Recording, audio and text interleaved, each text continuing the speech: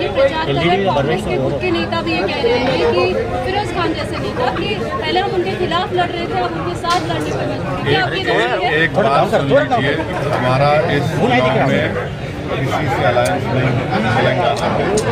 बात सुन लीजिए, हमारा इस चुनाव में किसी से अलायंस नहीं है तेलंगाना में।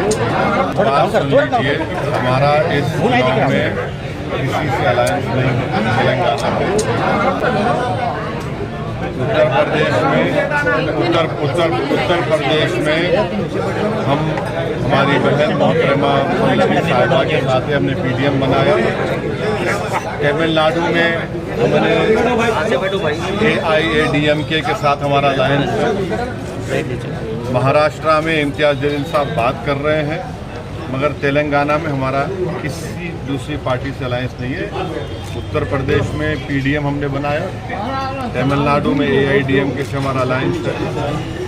और ये बड़ी मजाक खैज बात है कि कभी हम बी टीम हो जाते हैं तो कभी उन्हें बोलते हैं, ये बोलते हैं।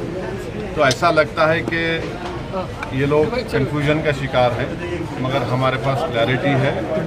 हम अपने काम पर, अपनी मेहनत पर और इंशाअल्लाह ताला अल्लाह की बात पर कामिल यकीन करके हम इस इंतखाबात में हिस्सा ले रहे हैं। और मुझे यकीन है कि हमारे पार्टी के तमाम उम्मीदवार बहैसियत रुकने पार्लियामान MP कामयाब होंगे। सर, बादल विलेता जी आरोप करते हैं कि आपके ऊपर, आपके यहाँ असेंबली पार्लियामेंट में तो तकरीबन 6 लाख से ज़्यादा बोकस होता है, जिसकी वजह से आराम से आप हर वक्त 3 लाख वोटों से जीतते हैं। ऐसा है, देखिए, आपको समझने की ज़रूरत है। कम से कम आप तो अपने आप को लेवल पर नीचे मत गिरा दीजिए। आप माशाल्लाह से एक जिम्मेदार सहाफ़ी है, जर्नलिस्ट है, आप पढ़े लिखे हैं, आप थम्सअप नहीं हैं। और आपको मालूम कि हर साल जनवरी में नामों का इंक्लूजन होता है, उसके बाद लिस्ट आती है इलेक्शन कमीशन ऑफ इंडिया की तरफ से, मैं उसको हेड नहीं करता हूँ। फिर हर एक को एक टाइम दिया जाता है कि वो ऑब्जेक्शन दाखिल करे। उसकी टाइम ख़त्म हो जाने के बाद फाइनल वोटर लिस्ट आती है। फिर इलेक्शन से पहले एडिशनल एंड डिलीशन की लिस्ट आने वाली। अब आप बताइए, इससे मेरा क्या रोल है? और आप इलेक्शन कमीशन ऑफ इंडिया को आप गाली दे रहे हैं, इसका मतलब ये ऐसा है। हर पार्टी आती है और चुनाव से पहले इस तरह की बात करते हैं, मगर रियलिटी तो कुछ और ही है।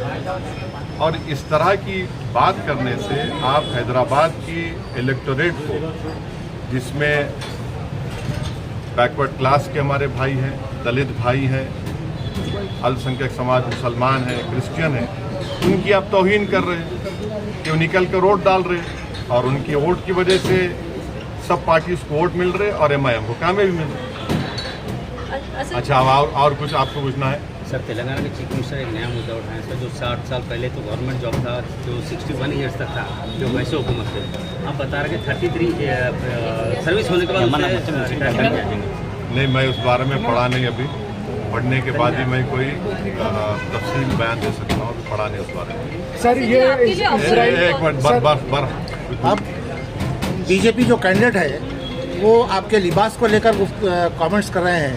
वो दाढ़ी रखते हैं, मूछ निकालते हैं, कुर्ता ऊंचा पैजामा पहनते हैं, कोई मुसलमान, इससे मुसलमान की आइडेंटिटी तो कर रहे हैं। ऐसा ही है ना, वो नरेंद्र मोदी ने भी कहा था कि लिबास देखकर पहचाने, उनका भाषण है। तो लिबास से नफरत है,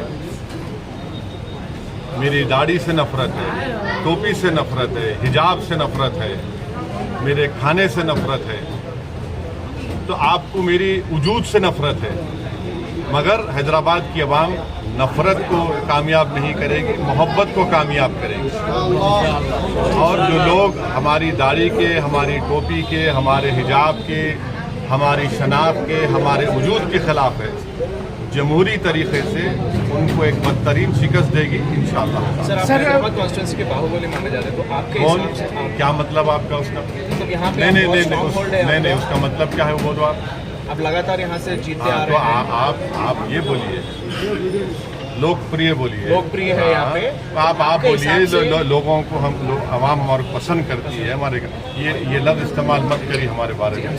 हाँ, थैंक तो यू। सर आप ऑपोजिशन किसको मानते हैं सर आपके खिलाफ जो यहाँ पे है? देखिए, Who's the strong इलेक्शन जब आप लड़ते हैं, आपके खिलाफ जो भी कैंडिडेट रहता है आप उनके खिलाफ इलेक्शन लड़ते हैं और आपको जीतना है, तो जितने भी मद्दे मुकाबिल आएंगे हम उनके खिलाफ इलेक्शन लड़ेंगे।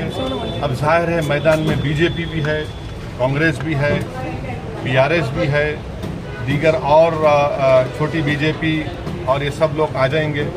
तो हैदराबाद की आवाम ने हमेशा से यूनाइटेड तरीके से मुत्तहदा तौर पर मंजलिस को कामयाब किया है और इंशाल्लाह अब की बार मंजलिस को कामयाब करेंगे। और जैसा कि अभी आपने सवाल किया था कि हम आवाम से अपील कर रहे हैं हैदराबाद की कि CAA कानून के खिलाफ आप वोट दीजिए, महंगाई के खिलाफ आप वोट दीजिए, नौजवान जो बेरोजगारी उसका मुकद्दर बन गया, उनके रोजगार नहीं मिला, उसके खिलाफ वोट दीजिए। चीन हमारी ज़मीन पर कब्जा करके बैठा हुआ है, उसके खिलाफ आप वोट दीजिए। तो ये मुद्दे रहेंगे। सर, इजराइल को लेके मोदी सरकार ने एक एडवाइजरी जारी की है वहाँ पर जाने वालों को लेकर, इसके खिलाफ क्या कहना है? इजराइल के ताल्लुक से मैं आपको बताना चाहूँगा कि एक